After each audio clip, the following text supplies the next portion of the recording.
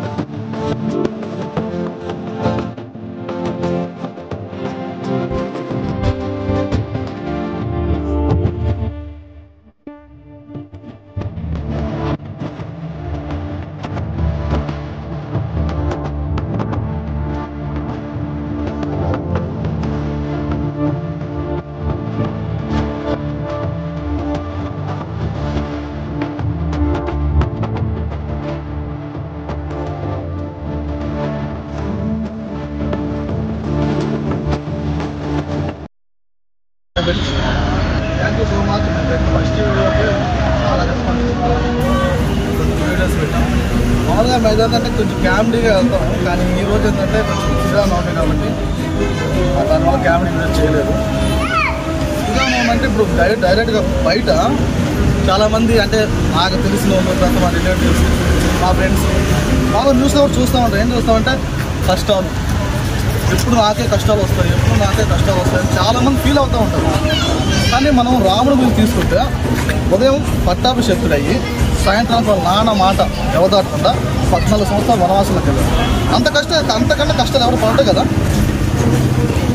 ఎప్పుడు మనమే అనుకుంటా ఉంటాం నాకే కష్టాలు వస్తున్నాయి, ఆ దేవుడు ఎందుకు చూస్తాం. ఒక్కసారి కళ్ళు మూసుకుని కష్టాలు దాటండి, తర్వాత మీకు జరగబోయే సుఖాలు, ఆ దేవుడు మీకు ఇచ్చే ఆనందాలను ఒకసారి టచ్ చేసి చూడండి. రీసెంట్గా ఇంటర్ రిజల్ట్స్ వచ్చాయి. చాలామంది ఫెయిల్ అయ్యారని చాలామంది చిన్నపిల్లలు మేబీ 14-15 ఇయర్స్ ఉంటాయి, చాలామంది చనిపోయారు. దయచేసి అట్లా చేయొద్దండి. ఎందుకంటే ఒకసారి ఫెయిల్ అయ్యారు. అనిల్ అంబానీ ఉన్నాడు, ఏం చదువుకున్నాడా, రిచెస్ట్ పర్సన్ ఇన్ వరల్డ్, ఇండియాలో టాప్ ఆయన. అట్లాగా ఇప్పుడు ఛాయ్ అమ్ముకునే మోడీ ఇండియాకి ప్రైమ్ మినిస్టర్ అయ్యారు. ఒకసారి ఫెయిల్ అయినంత మాత్రాన, ఒకసారి మన జీవితం కష్టాలు వచ్చినంత మాత్రం ఏం కాదు. శ్రీరామనవమి నుంచి రాముడు ఆశీస్సులతో మీరు మీ కుటుంబ సభ్యులు ఎప్పుడు సంతోషంగా ఉండాలని కోరుకుంటున్నాం. ఇట్లాగే సపోర్ట్ చేయండి. అట్లాగే మా ఛానల్కి ఏమైనా తప్పుగా మాట్లాడినా ఆ తప్పులు మీకు చూపండి, కామెంట్ చేయండి. ఆ తప్పు రూపంలో షేర్ చేయండి, లైక్ చేయండి, కామెంట్ చేయండి.